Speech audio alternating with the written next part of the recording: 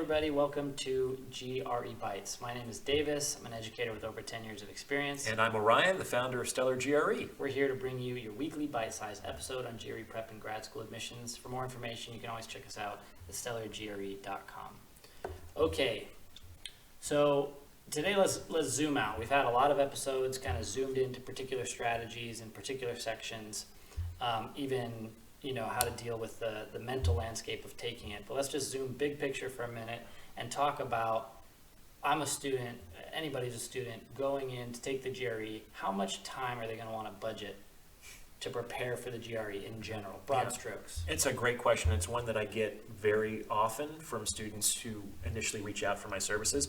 Unfortunately, it's hard to give them a very satisfying, definite answer. Does it depend on the student's capabilities? What is it? Well, it depends on a lot of things. Capabilities is it's one of those. I mean, some people are just faster learners than others, but I'm kind of under the impression that everyone can get better at this test, though some people are going to improve at different rates. Some of that is based on ability. Some of that is based on how hard they work, and also how smart they work. Mm-hmm. Sometimes applying efforts in more strategic ways yields greater benefits than just massive action. Mm-hmm. The reason why is because everybody's different. Some people come to me and they have extremely low baselines. They haven't done any preparations on their own. And they're kind of low scorers, looking for maybe just above the median. Other folks come to me and they've already done a lot of prep on their own. They're maybe even scoring in the low to mid 160s and want just a couple extra points at the ceiling of the test. Mm-hmm. And so everybody is different, but because that's not a very satisfying answer, this is also what I've come up with. So when I engage with students in private tutoring, I always give them a free diagnostic test to take before we meet. That gives students a very concrete and objective baseline. Mm-hmm. If you listener want to figure that out on your own, one of the best ways to do that is to download and take one of ETS's free power prep exams. It's a full-length diagnostic, and you will get raw and scaled scores at the end of your administration, and that's kind of like where you're starting. Okay, mm-hmm. So those are your baselines. The next thing I do in an initial consultation is I gather more information about student goals, and specifically about their target scores. I think we did an episode about this, where target scores are the median scores for successful applicants at mm-hmm. their top program of interest. Mm-hmm. So the point is that scoring significantly above that median does not increase a student's chances of gaining admission to that program. Mm-hmm. This is because the best possible outcome on the GRE is not the securement of a positive, but the avoidance of a negative. Mm-hmm. We're just trying to dodge a bullet. No one gets in because of the GRE, they get in because of goodness. You're trying to pass this filter in the application process. Yeah, and if you can score at or around the median of successful applicants, that's good enough. Mm-hmm. Let it go, move on to other things, mm-hmm. okay? So it's really important to know what those targets are, because that gives us a delta between baseline scores and target scores. And that delta can be expressed in terms of either raw or scaled points here. And basically, the bigger the gap, the more time you're likely going to have to spend preparing for the test. The smaller the gap, mm-hmm. the less time you'll have to spend preparing. Makes sense, right? Yeah. So let's say that you want to improve 10 points on the quant and the verbal. So that's a significant improvement. I've seen students do that all the time. Mm-hmm. It's also important to keep in mind, well, which 10 points are we talking about? Going from a 145 to a 155 is substantially easier than going from a 160 to a 170. Right. That's extremely difficult. So the closer you get to the ceiling of the test, it's sort of like the speed of light. It requires more and more effort and energy to make smaller and smaller gains. Mm-hmm. Okay. So if you're in the fat part of the curve, the normal distribution, you can make more significant gains with less effort. That's another thing to keep in mind. And there's also the fact that most people have differences, usually significant differences, between their scores on the various aspects of the test, the writing, the verbal, and the quant. I think in psychology we call it décalage.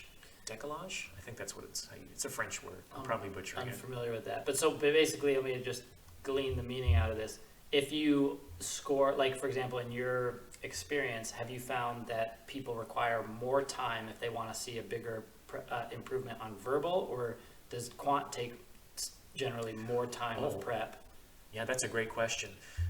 if you want to see the improvements there? Yeah, in general, students can make faster and more significant gains on the quant than on the verbal. Okay.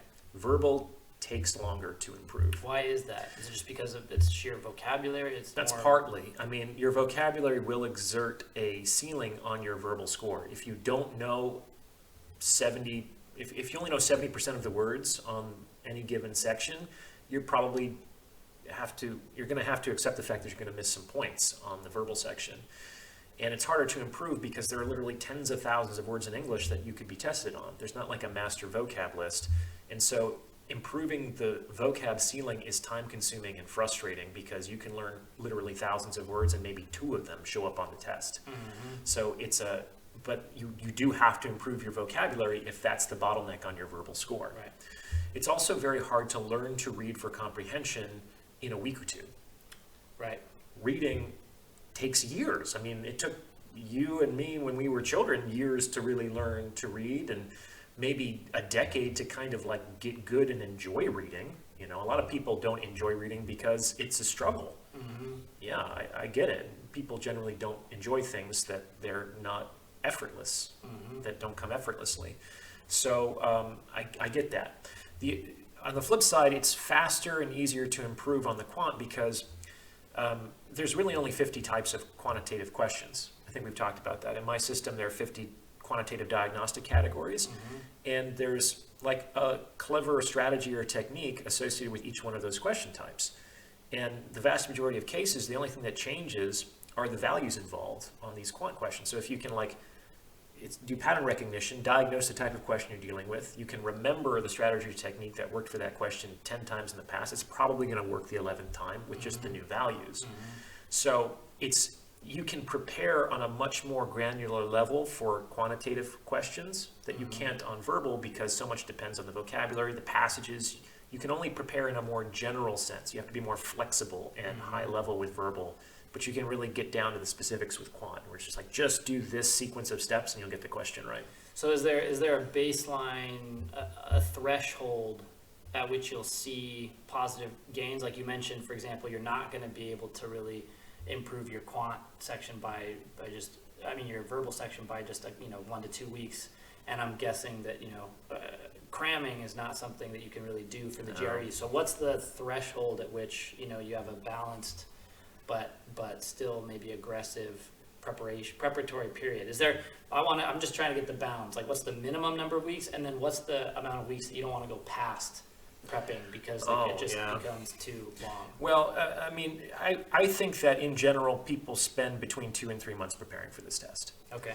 And one of the best things that you can do is figure out your baseline scores to figure out which side you're stronger and which side you're weaker in. If you're weaker in verbal, you should get busy learning vocabulary as soon as possible. And the good news is that there's a lot of free to low cost resources to improve your GRE vocabulary. And if you can do what you can to learn as many new words as you can, then you're going to position yourself to take better advantage of the verbal sets that you eventually practice with. If you're scoring high in the writing and the verbal and you're scoring lower in the quant, maybe you can get away with doing, a month and a half to 2 months only. Mm-hmm. The less, how do I put this? Personally, I approach GRE prep sort of like in a boot camp metaphor. Mm-hmm. I'd like to go hard and fast, to artificially prioritize this in my life for a shorter amount of time and to attack it aggressively so that I can improve my score as quickly as possible and move on with the rest of my life. Mm-hmm. The danger is if you can't prioritize GRE prep for various reasons, because you have a job, you have relationships, you have a family, it's like, I get it. The longer the prep goes on, the more likely life is just sort of going to get in the way, and something is going to come up that will require your time and attention over and above the GRE. The longer you draw out the prep, the more likely that's going to happen. So the shorter and more aggressive and intensive your prep, the less likely you're going to get derailed, And the more likely you can strike when the iron is hot, because you'll take the test closer to your aggressive efforts to improve. So that's concrete, great, valuable advice, I feel, about how to train yourself for maximizing your GRE score. Right there, just concrete, focus, prioritize it for a shorter period of time, and then strike while the iron's hot. I appreciate your thoughts and reflections and guidance on this particular topic. And I thank you all for tuning in. We'll be back next week for another bite-sized episode, GRE Bites. If you have a topic you'd like to discuss, of course, please let us know at StellarGRE@gmail.com. And if you're interested in either GRE prep or grad school consulting, check out StellarGRE.com. Talk to you again soon.